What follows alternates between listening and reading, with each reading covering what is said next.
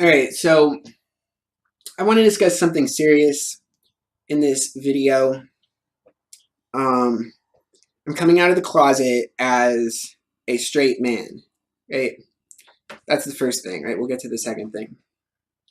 And this is something about me that I'm straight, that there are people, there will always be an amount of people that won't accept this about me, right?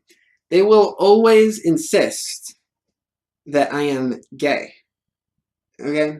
And I don't, mind on the one hand, right? I have mixed feelings about it, but it's, it's fine with me. I don't think there's anything wrong with being gay, right? I think being gay is fine. It would be fine with me if I were gay, but the thing is, I'm not gay, right? And so, it's inconvenient, right? And it's not that bad, but, I just want to get it out there, right? Out of the closet, I'm straight. So let me give you an example, right? Like there's this thing that happens, and it's fine, I'm fine with it. There's this thing that happens, which is men kissing each other, right? Men making out with each other. And the thing is, this is just an example, okay? The thing is, men have this thing with their forehead. I don't know what it is. Maybe I just read too much into it. Their foreheads they kind of protrude or something. So whenever you're looking at two men making out, you're wondering, like, what is going to happen here? Are they going to bonk heads? Right? It's just bizarre to watch the foreheads, and it's just I can hardly watch it, honestly. Like it's fine with me that people do it, but I just it's just so confusing, right? And here's another thing too. A lot of gay people will say, my life would be better off if I weren't this way, right? My life would be easier if I weren't gay. That's what they say, right? And so I will adopt that same line in my own case, right? My life might have been somewhat easier if I were straight, right? Okay? So I live in San Diego. Let me tell you a little secret here. It's pretty okay to be gay in San Diego, right? It's something that can be done. You can be gay in San Diego, right? Where I live, for miles around, most every restaurant has many businesses. They have little, placards in the windows saying that they love gay people and they serve gay people, right? So that's wonderful, right? You can be gay in San Diego, right? And I'm not gay, and I'm happy with that. But if I were gay, I might be better off, right? Because it's not so bad. Being gay is not so bad, and from what I've seen in San Diego. And so, for instance, I'd probably do pretty well among gay men. Okay, right? It's just the fact, right? Gay men are, we know what gay men are, right? They're horn dogs, at least enough of them, and I would probably do pretty well with them. Yeah, I should have mentioned it when I was doing the bit there, but the first time I ever really understood just how, weird it was to look at men making out was the Michael Sam thing. Right? It was just like, oh my gosh, just big long smooch fest there, and it was just a different thing to look at, and I was, it's not what I like to look at, but I'm fine with it that it happens. So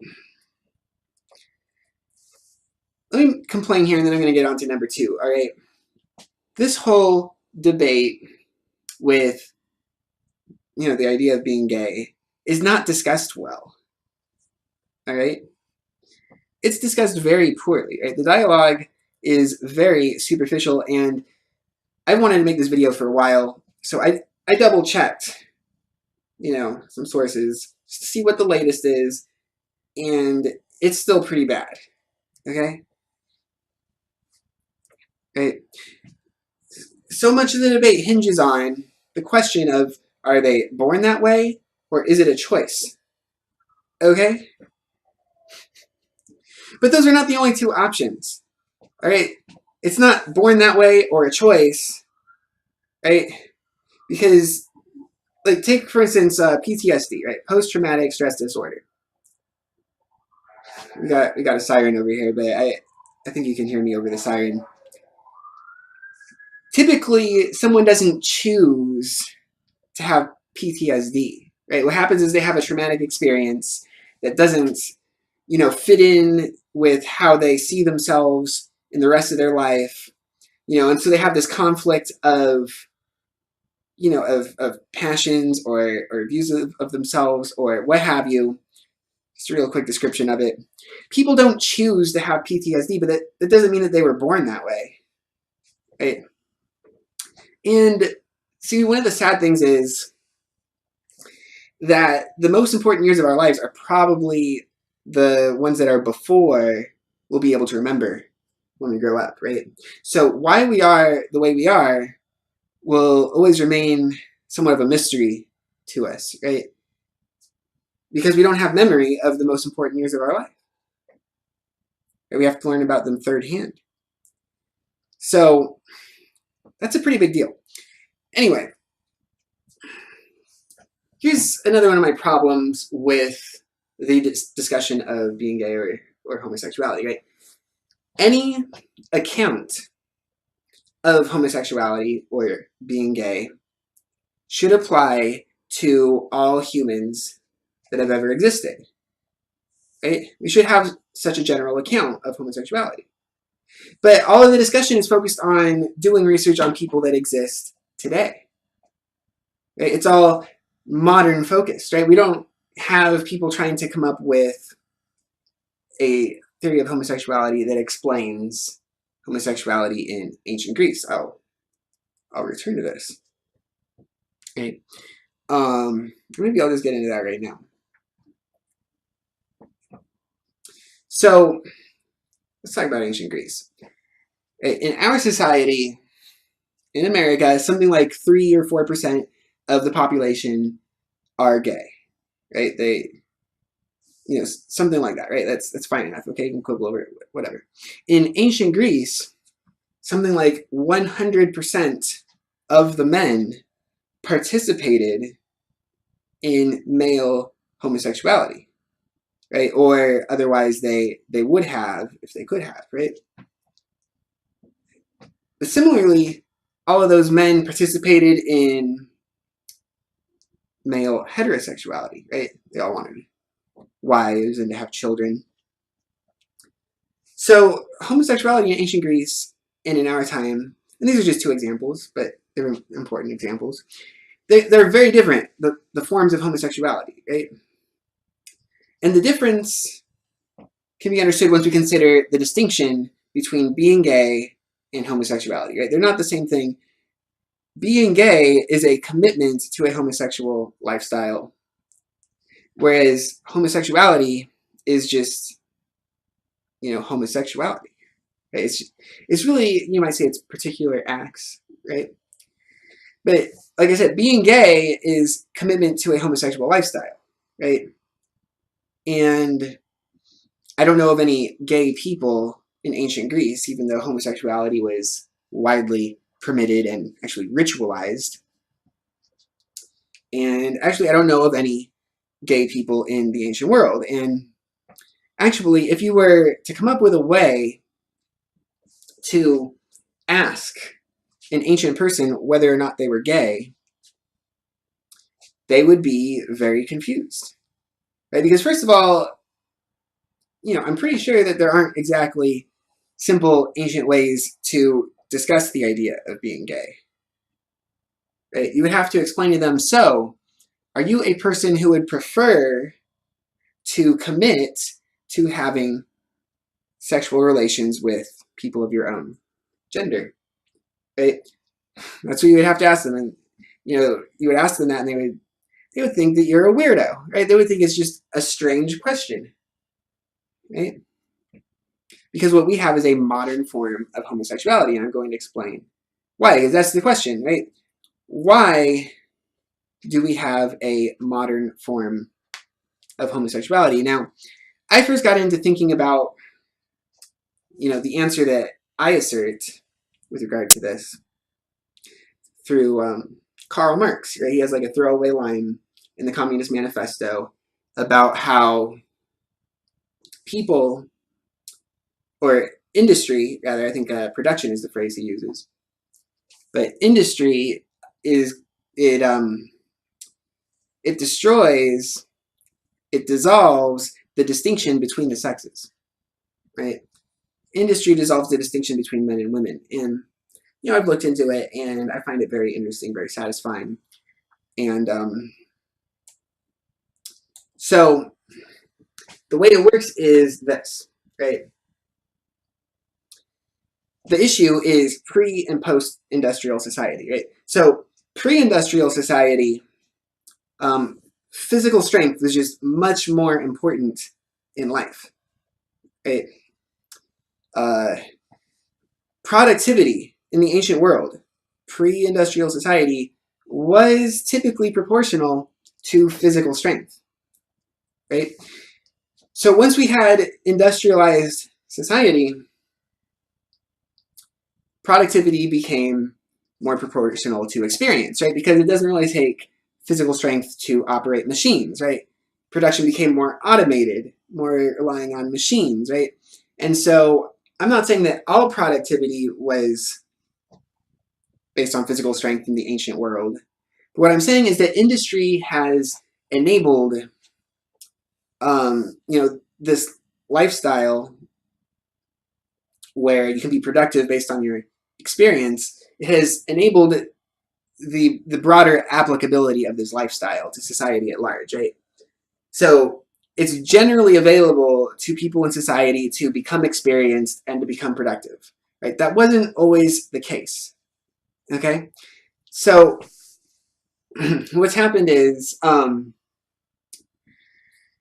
formerly, production was such that we had gender inequality, right? And so what happened was the inequality forced the different sexes toward each other, okay?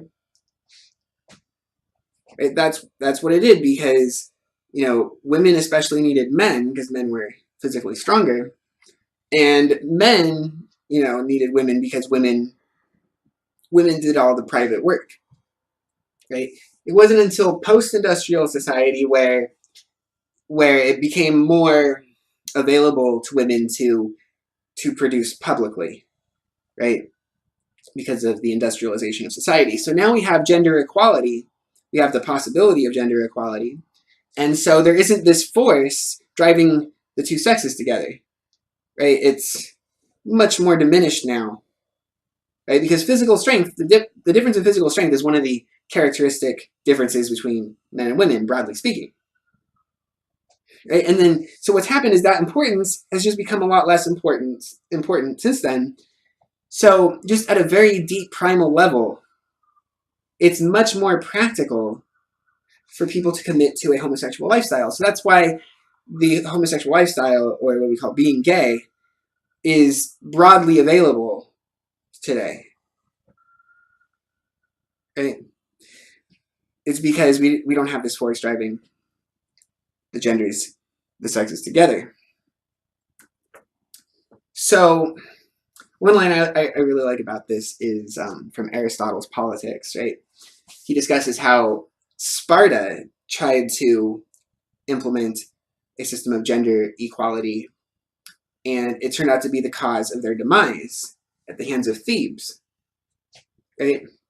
And so what I'm saying is that right now is the time for gender equality, right? 2,500 years ago, we would have needed to, we would have wanted justice for women, don't get me wrong. But we would have needed to have a realistic view about it. And so today, though, today is the time for gender equality. There's no good reason, for anything otherwise. And, I think it's a good thing. I'm happy that society has been altered in this way, and that all of these lifestyles, these opportunities have been made available to women, where now we have gender equality, right? Like, I'm not explaining all this because I am hostile to gender equality or I'm hostile to homosexuality. I am explaining all this because I think that if we would just have a more reasonable view about homosexuality, a view that's more applicable to the complete human experience, then we could do a better job rhetorically combating homophobia. Right? It's like all you people out there that are upset about this video so far, let me tell you, I'm going to do a much better job opposing homophobia than you are, okay? Right? That's what I'm going to do. Right? Like, this is pissing you off, but this is the best way to oppose the homophobes, is with the social construction argument. And by the way, when I was, I did a quick check on the debate before I made this video, and I found an article that actually does refer to the argument that I'm making. Although I have a particular formulation that I've come up with that I've shared with you. Right? This has been my formulation of what this guy calls the social construction argument, right? I'll include a link in the video. So I am basically explaining to you my view about how gender is a social construct. Right? You hear that all the time, right? And that's what I've just explained, right? It's a social construct that depends on industry, right? It's just true. So, but for some reason, you never hear that being gay is a social construct. It's always gender is a social construct. Gender, gender, gender. And then the same people will say, oh no, sexuality, you're born that way. Right? And then it's like, what is sexuality? Well, it's like an orientation with regard to the gender that you're attracted to. And then it's like, oh, okay, well, you just said gender is a social construct, right? So it is simply true that being gay is a social construct. Now, that doesn't mean that I'm criticizing being gay at all, right? I'm just trying to be accurate about it. And we have a modern form of being gay. And so another thing I want to mention is this author. One of his main criticisms of the social construction explanation of homosexuality is that it cannot be confirmed by science, right? He says that it's unscientific in so many words. So here's my question, right? So what I want is an explanation for homosexuality that can describe the whole situation, right? That is completely applicable to humans. That's what I want. So, for instance, I want an account of homosexuality that applies to our society and also applies to ancient Greece. Right? So, is that unreasonable? Is that unscientific? No. How is that unscientific? Now, here's the thing, right? It's kind of hostile to the typical scientific view, but what it reveals is really the limitations of science, right? Because we cannot, at least it seems to me at this point, that we are not going to be able to investigate the relation between human biology and homosexuality in ancient Greece, right? Those people are all gone. We're not going to do any scientific, random sample studies on ancient Greeks, right, in order to determine their relationship to homosexuality. So the whole idea, it seems to me as though the whole idea of how human biology, or let's leave it out, human biology relates to the ancient Greeks, that subject will always remain speculative, right? Now that doesn't mean that it isn't very important. It's still important. It's an important subject to speculate about, and I think we have to do it. But this guy, he basically seizes on, and this is the way I put it, he seizes on the aspect that the social construction view will always remain speculative, and he says, well, then it's unscientific. And it's just a silly objection. Right? I think I've explained myself at this point. So, number 2, I said that there's 2 reasons I'm coming out of the closet. First of all, I'm straight, right? Believe it or not, I'm sorry. I'm sorry, all you fine gay men out there, but it's not going to happen. So, second of all, I try to live a philosophic life, right? And it pisses everyone off, right? Now, I'm not the best philosopher, but it's pretty true that for a number of years, I have tried to live in a way that you would describe as the philosophic life, right? I have all the telltale signs. I'm broke. I piss everyone off, right? That's pretty big sign, and I hold people's attention in conversation, right? Very very striking, personally, when you meet me. So, and honestly, this is the one that it really is bothersome, right? It's like people think I'm gay. It doesn't really affect me, right? It's annoying. It's inconvenient. But this is really a pain in the ass, right? Like, people do not like philosophers. Certainly, what I tell people is that I'm good to hang out with, one time, maybe 3 times. But I get on people's nerves. I'm a difficult person to get along with, and it's because of how I live my life. Right? And see, here's the thing, right? Like, I'm into a specific type of philosophy called Platonism, right? Having to do with Plato, right? I think Plato has the championship belts. And one of the central aspects of Platonism is the relationship of philosophy to the philosophic life, right? And, this is really important, right? In real life, philosophy is inseparable from the philosophic life, right? You can have instances of philosophy if you don't live the philosophic life. But here's what I mean, is that we wouldn't have, these fast food philosophy courses at community college and wherever you want to go to get your fast philosophy. We wouldn't have these things if there weren't a number of men who fanatically committed themselves to a certain lifestyle, right, where they pursued philosophy, right, the philosophic lifestyle. Right? That is really the precondition for philosophy, is the philosophic life. It's one of the preconditions.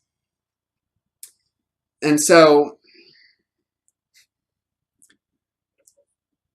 another important part about the philosophic life is that it will always be in conflict with society. Right? It's just sad. It's a sad fact. But that's the way that it is, because what happens is philosophers basically investigates the opinions the society holds, and society basically consists in opinions, right? You might say myths, right? You can't have a society run based on pure knowledge, because the philosophic life is not available to everyone. Right? You're not going to have a society of people fanatically, considering the most important questions in life, like knowledge of goodness and political wisdom. You can't have a society of people that are just committed to considering these things. So,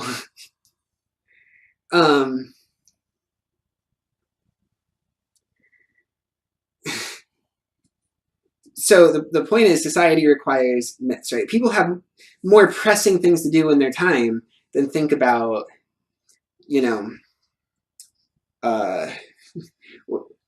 abstract issues about virtue and, for instance, so forth and so on, right? So, knowledge of goodness is the most important thing to consider, but it's not the most immediate thing, right? People have to get through their lives. And so that's why society will never really be strictly rational. And that's why philosophy will always be hostile to society, right? Because philosophy questions the things that society believes. For instance, consider the argument that I just made earlier about homosexuality and being gay and social construction, right? I'm sure that this whole video is just it's going to piss a bunch of people off, right? And we're still going to get to the worst parts, right? And one thing that's important to understand is that the idea that you can have society and the university just come together and exist in harmony is, in the way that we have it, we have a modern form of this idea. I guess the idea has always been around. The idea that society requires that people think that the opinions of society are legitimate, right? So people think that you can have a society based on real knowledge, right? And I've been saying that you can't. But this idea that you can base society on knowledge got a big boost, very generally speaking, with the Renaissance, beginning with the Renaissance, or beginning with the end of the Middle Ages, and especially the establishment of the university systems, where people basically said, okay, the universities, that's a place for free thought, right? So what we've done now is reconciled philosophy and society, but all they did was change philosophy, the character of it, and there's still such a thing as the OG type of philosophy, which is hostile to society, right? We just have these two different kinds of philosophy, right? And I try to do the original one, which is the one that is a better description of reality. So here's the point, right? Like, there's a sense in which you could say that I chose the philosophic life, right? You could say that, but there's a sense in which you could say that I didn't choose it, right? The idea of whether or not someone chooses the philosophic life is very questionable.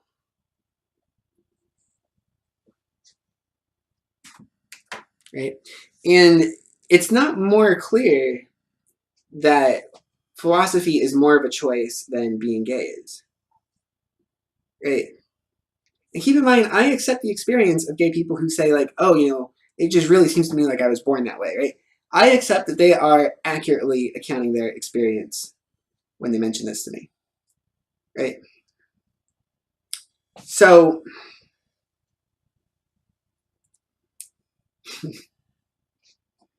what happens though is this is the source of the confusion, right? I've read some about this.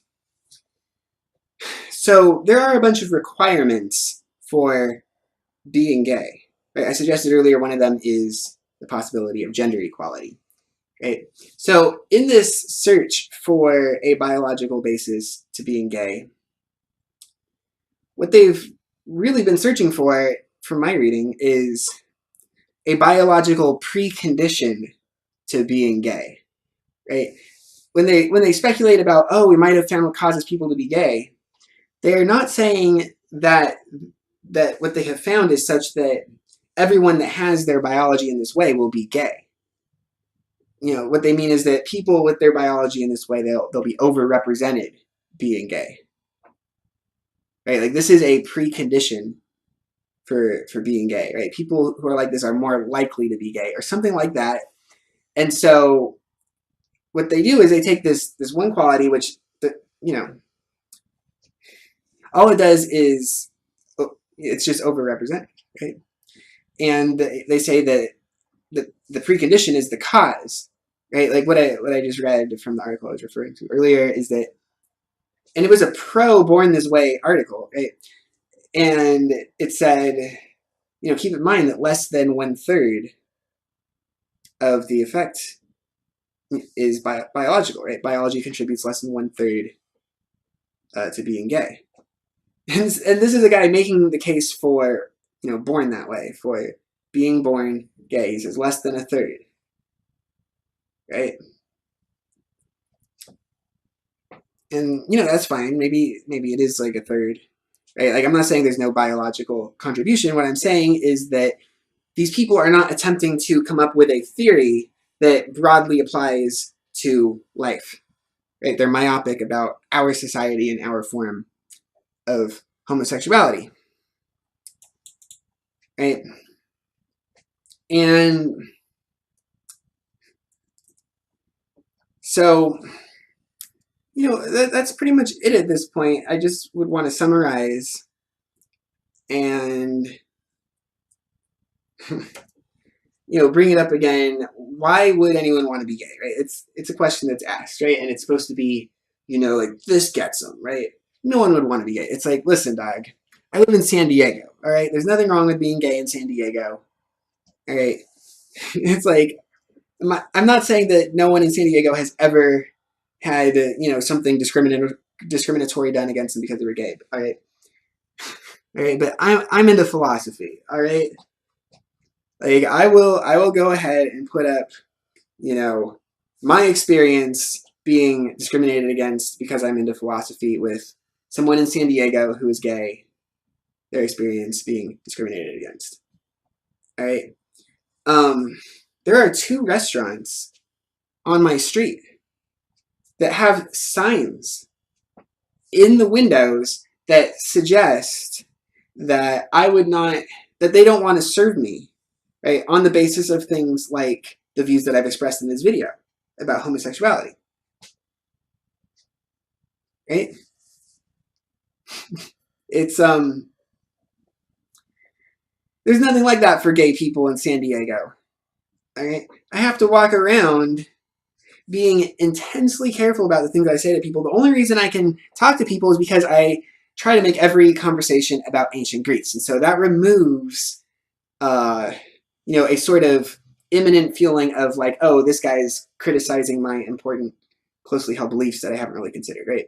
Because when I bring up ancient Greece to someone, it throws them off balance, and they don't know that they, from their perspective, they're talking to a devil, right? They're talking to someone that, if they really, if they were to watch this video, then they would just treat him as though he's beneath contempt, right? That's most people that I discuss, serious things with. Right? Most people that I'm likely to meet in San Diego, a lot of them, all right? That's my assertion. If they were to watch, for instance, this video, listen to my views explained here about homosexuality, right? It would be a big obstacle, right? I would get some hostility, right? So, in other words, out of the cave and into the closet. Right? I ain't mad at you.